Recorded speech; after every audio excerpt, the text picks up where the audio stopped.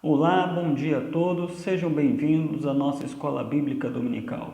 Hoje finalizaremos nossa série de estudos sobre as cartas de Paulo, estudando o capítulo 3 e 4 da carta de Paulo aos Colossenses. O tema da nossa aula de hoje é: buscai as coisas que são de Deus. Vimos na nossa aula anterior que o pano de fundo da carta de Paulo aos Colossenses era uma heresia que se disseminava na cidade de Colossos.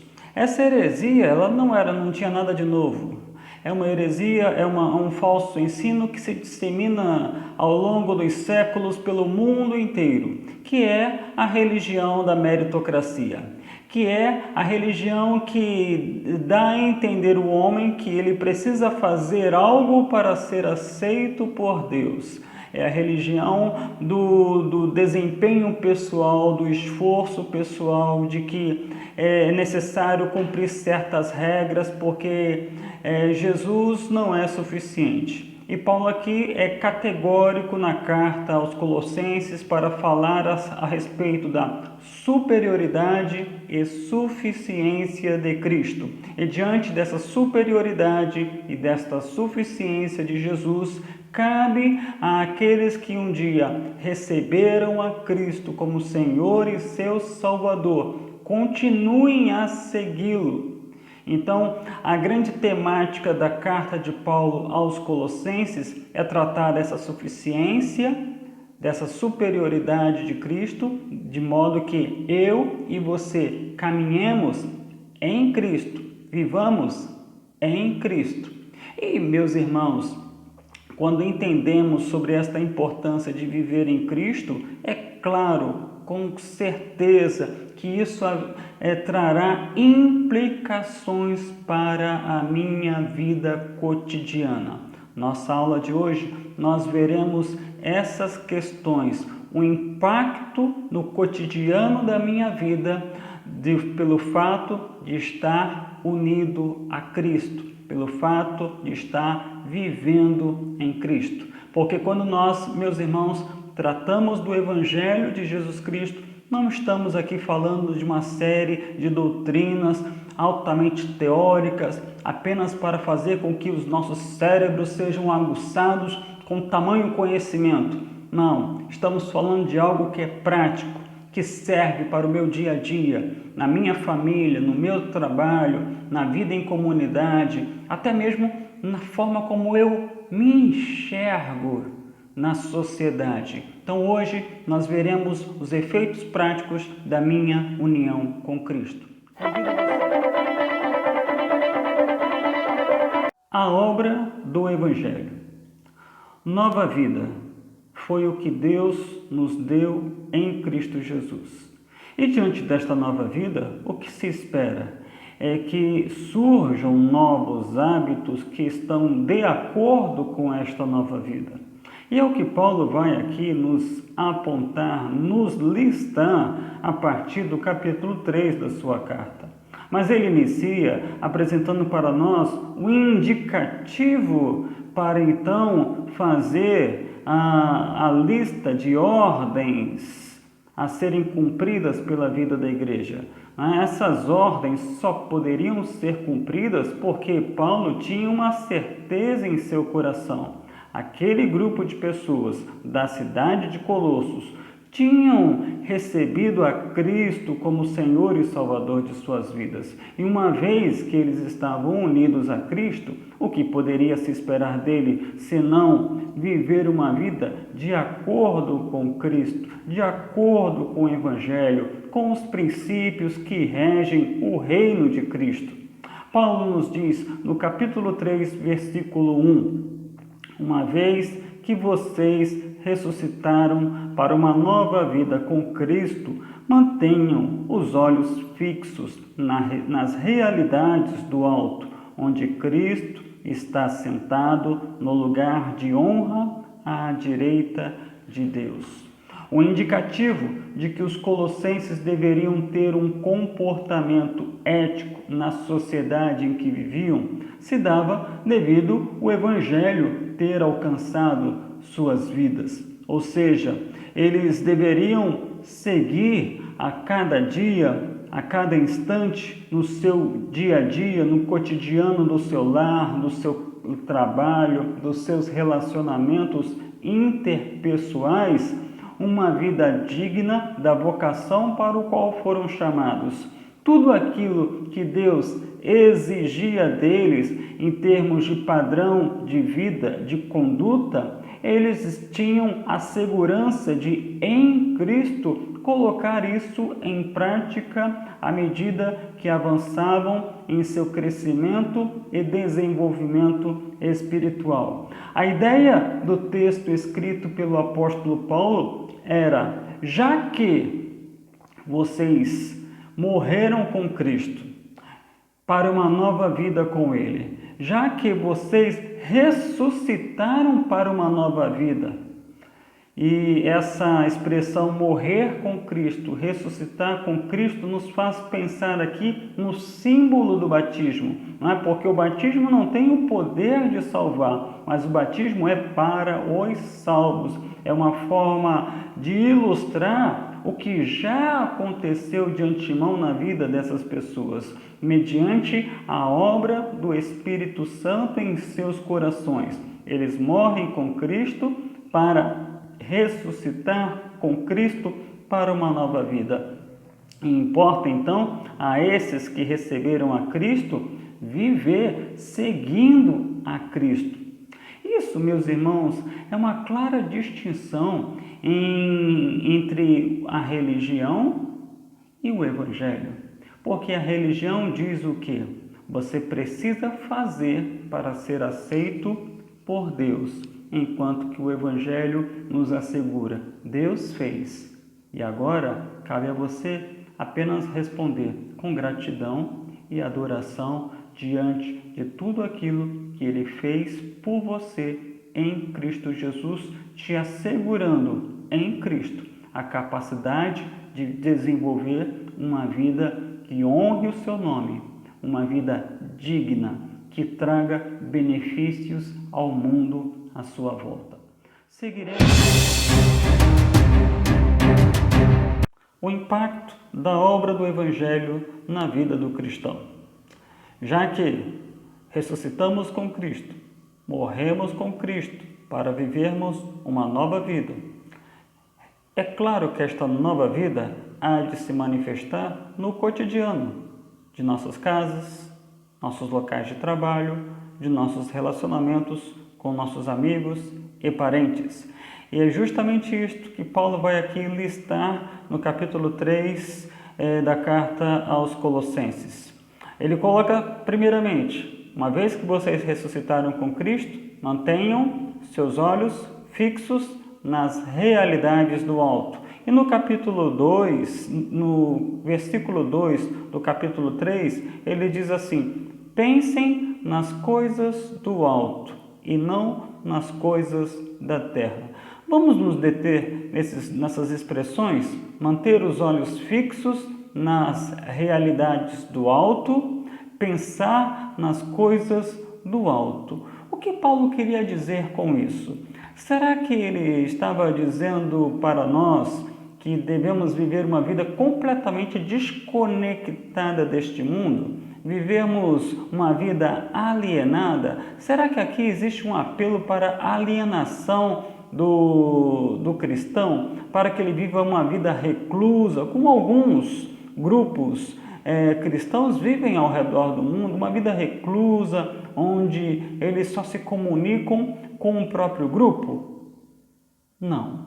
Manter os olhos fixos na realidade do alto, pensar nas coisas do alto, não tem a ver com uma vida de reclusão e alienação, mas sim com uma vida que é regida pelos princípios do reino de Deus, uma vida que mostra as credenciais do reino de Deus, que traz um contraponto aos valores que persistem neste mundo que jaz no maligno. Pensar nas coisas do alto é viver de acordo com a esperança para a qual fomos chamados em Cristo. Esperança essa que nos remete a uma vida de lealdade e uma vida de amor, onde nós crescemos nesses laços de amor e isso repercute na vida da sociedade a partir da nossa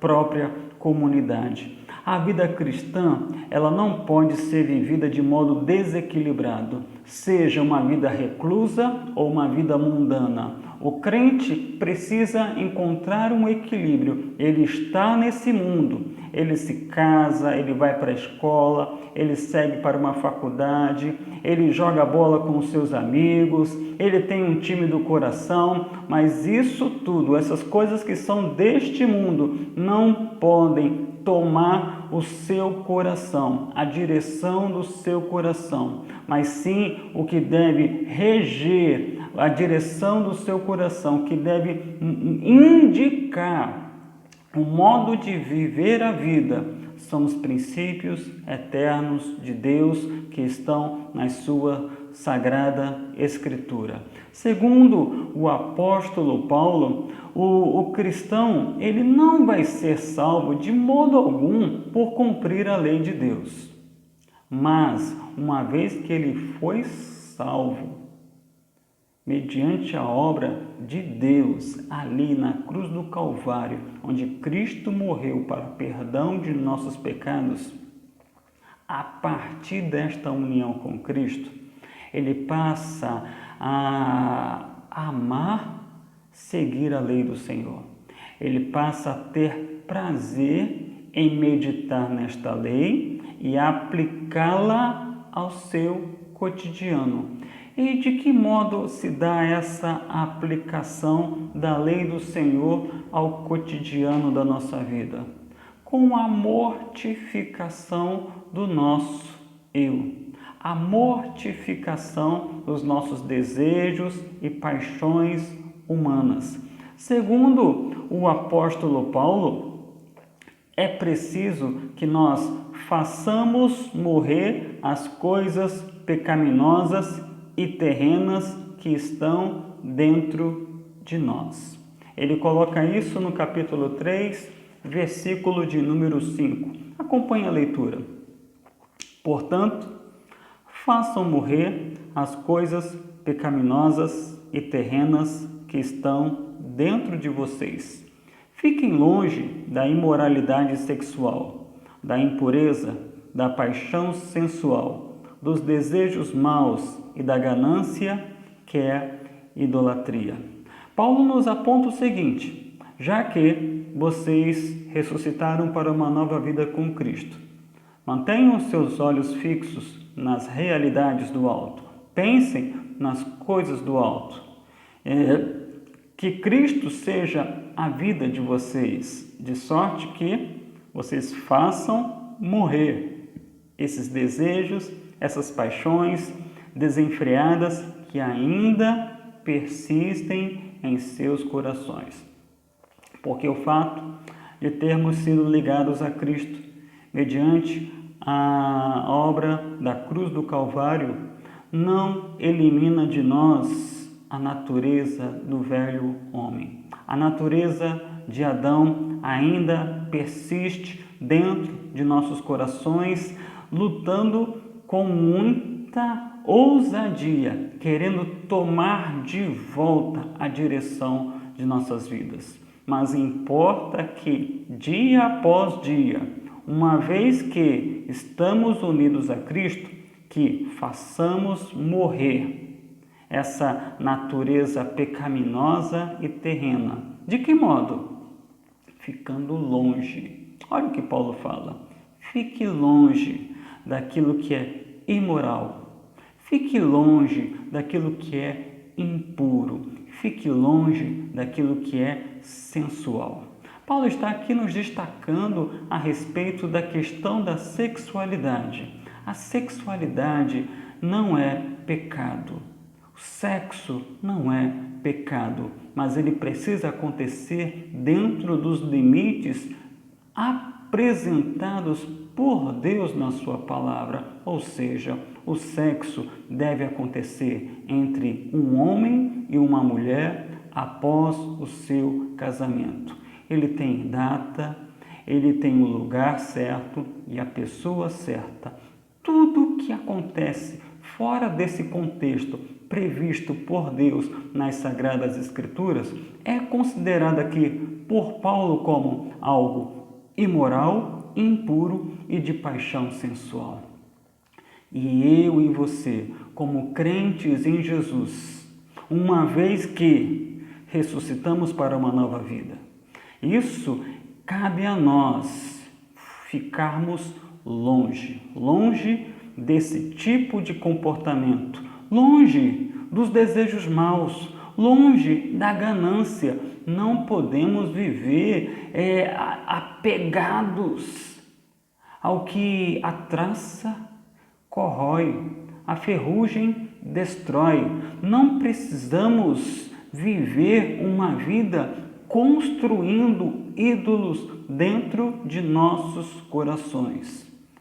Segundo Paulo, temos que ficar longe de tudo isso, porque sobre estas coisas pesa a ira de Deus. Mais do que ficar longe desse tipo de comportamento, uma vez que eu ressuscitei para uma nova vida em Cristo, qual é o impacto desta nova vida em Cristo? É também necessário que eu me livre daquele comportamento que é natural do velho homem. E Paulo vai tratar desse comportamento a partir do versículo 8 do capítulo 3, onde ele diz o seguinte: mas agora é o momento de se livrarem da ira, da raiva, da maldade, da maledicência e da linguagem obscena. Esse comportamento não combina mais com você. Você agora é uma nova vida, então você tem que tirar essa roupa. Essa roupa não combina mais com você. A roupa da ira, a roupa da raiva, da maldade, da maledicência, da linguagem que não constrói, que não edifica, que é uma linguagem obscena. E mais, Paulo coloca no versículo 9, não mintam uns aos outros. A mentira não deve permanecer nas relações interpessoais daqueles que agora são uma nova vida em Cristo Jesus. Isso acontece a partir da nossa própria casa, do nosso casamento, se você é uma pessoa casada, da relação com os seus filhos. Esse tipo de comportamento, segundo Paulo, nós devemos nos livrar. E ele diz mais no versículo 9, não mintam uns aos outros, pois vocês se despiram de sua antiga natureza e de todas as suas práticas perversas. Agora, se a gente parasse aqui e pensasse, é isso que eu não tenho que fazer? Pronto, tá bom, não vou fazer. Se você parar por aí, você acaba se tornando um legalista. Você vai entender que a sua vida cristã se resume a não fazer certas coisas. Só que, o que você vai colocar no lugar dessas certas coisas pelas quais você vai ficar longe ou vai se livrar delas? É preciso colocar algo no lugar, porque não existe vazio. Sempre algum tipo de comportamento precisa ser posto no lugar daquele que eu abandonei. E qual tipo de comportamento Paulo diz que aqueles que ressuscitaram com Cristo precisam apresentar em suas vidas? Versículos 10 em diante farão essa lista de comportamentos pelos quais devemos estar colocando em nossas vidas, desenvolvendo em nossas vidas em Cristo. Tudo no fortalecimento de Cristo Jesus. Paulo fala sobre revestir-se de uma nova natureza. É o versículo 11. E no versículo 12, ele apresenta para nós que nova natureza é esta. Revistam-se de compaixão, revistam-se de bondade, ou seja, tira aquela roupa velha, ela não combina mais com você. Veste essa roupa aqui cai direitinho com a vida de um crente. Bondade, compaixão, humildade, mansidão, paciência. E ele coloca mais no versículo 13, sejam compreensivos uns com os outros. A compreensão mútua, ela é o tipo de comportamento adequado para a vida do crente. Compreensão mútua que gera a capacidade de liberar perdão. E Paulo diz aqui uma questão muito importante a respeito do perdão, que o perdão de Deus, para que alcancemos o perdão de Deus, a condição é perdoarmos uns aos outros. Mas ele coloca o seguinte: se Deus perdoou vocês, vocês devem perdoar uns aos outros.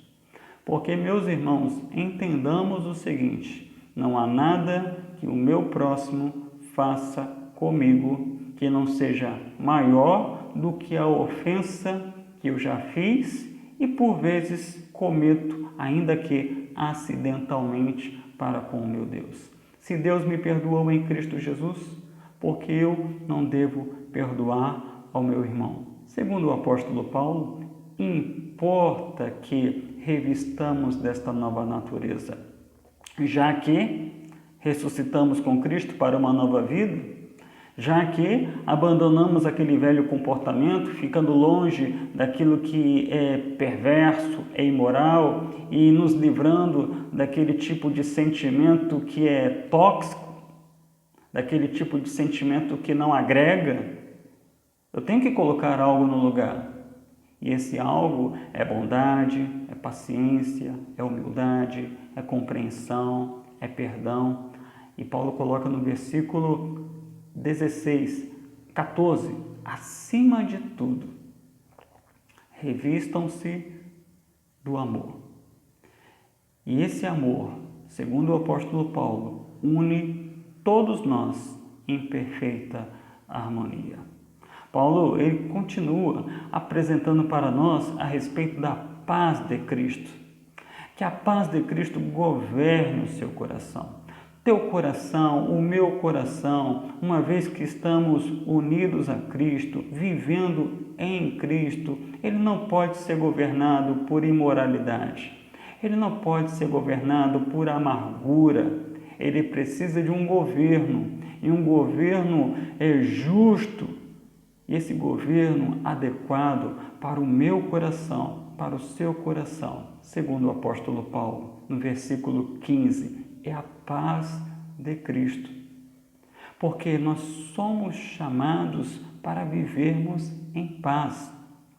Segundo Jesus, como é feliz os pacificadores.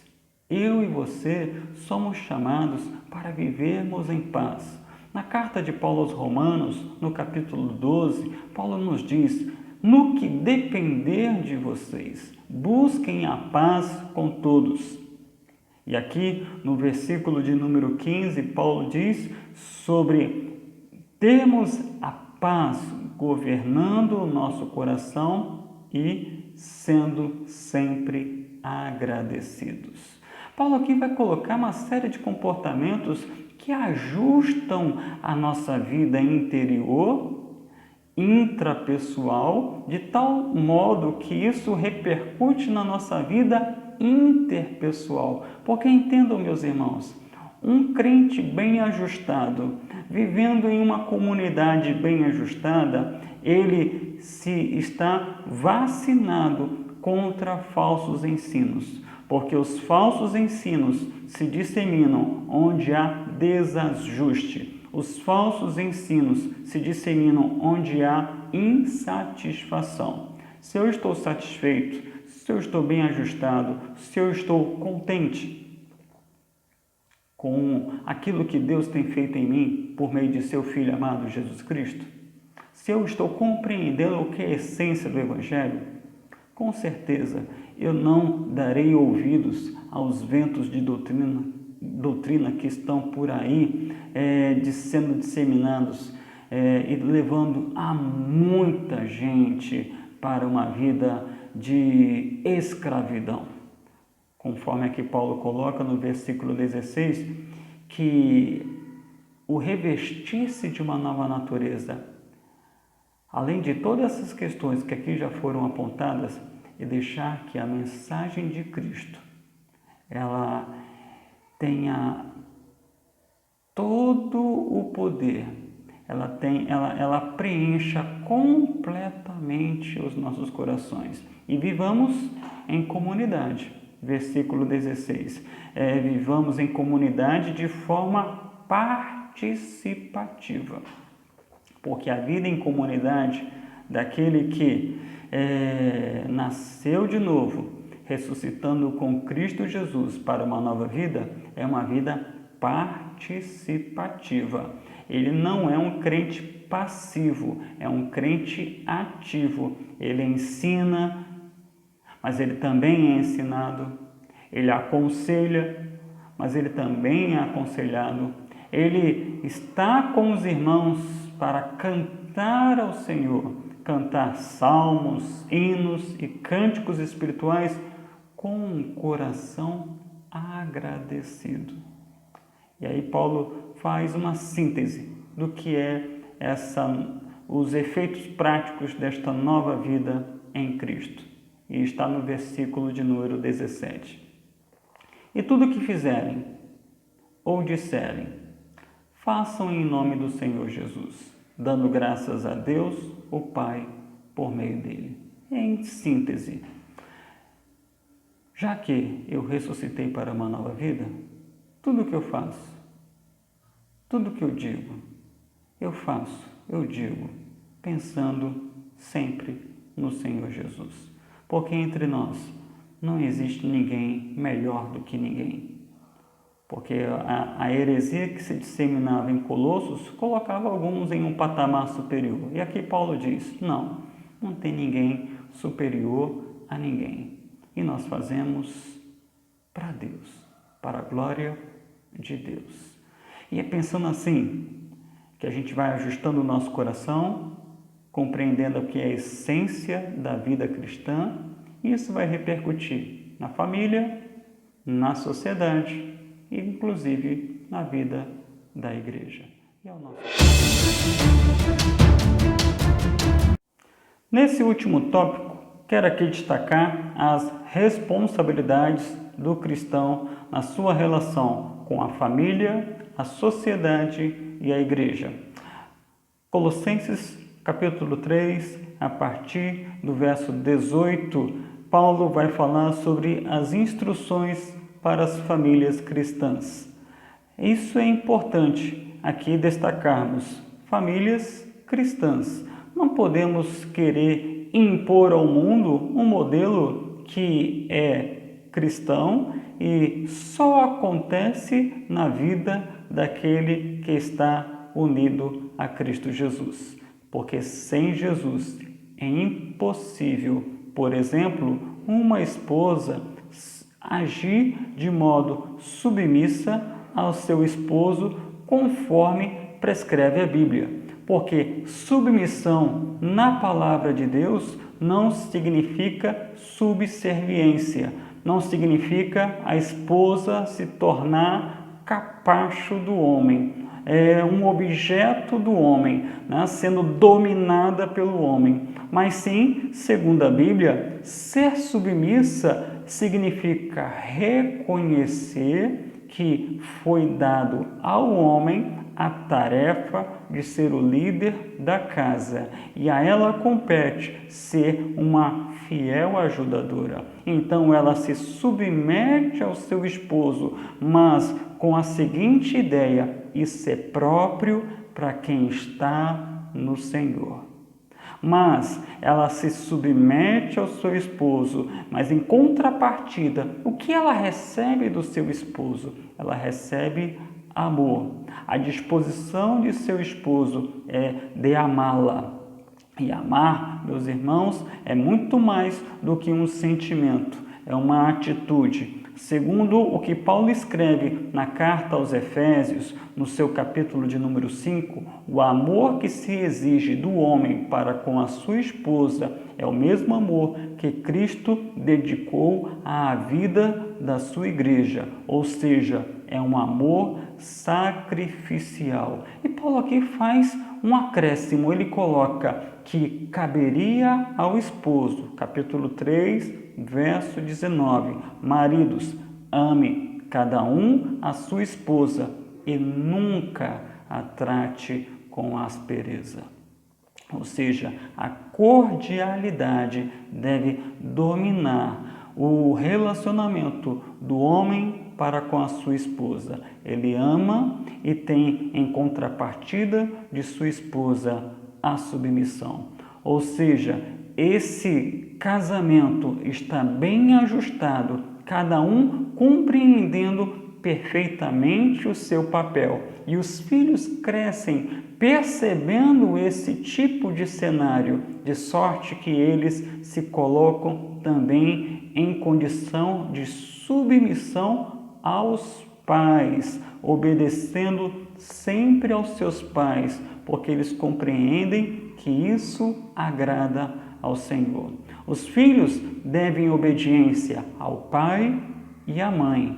E cabe ao pai, particularmente, por ele ser o líder da casa, ter muito cuidado com a forma como ele exerce essa liderança, de sorte que essa liderança não seja uma liderança abusiva, porque uma liderança abusiva, desconectada de sentido naquelas ordens que são dadas aos seus filhos, essa liderança causa desânimo, segundo o que aqui nos aponta o apóstolo Paulo.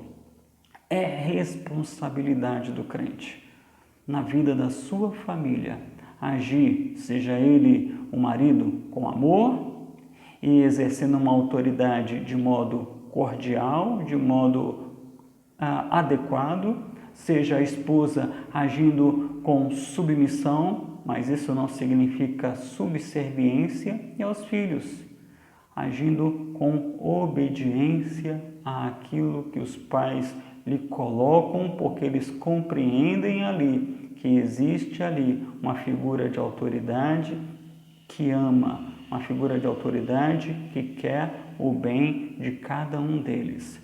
Cabe ao crente, na sua própria casa, viver esta vida bem ajustada e aí levar esse ajuste para o seu campo de trabalho, seja ele um empregado ou um empregador, compreendendo que na condição de empregado ele faz e faz o melhor, independente de estar sendo ou não supervisionado, porque ele faz como se fosse para o Senhor. E sendo ele na condição de um empregador, ele age de modo justo, de modo imparcial, porque ele também tem noção de que sobre ele existe uma autoridade maior, que é o Senhor.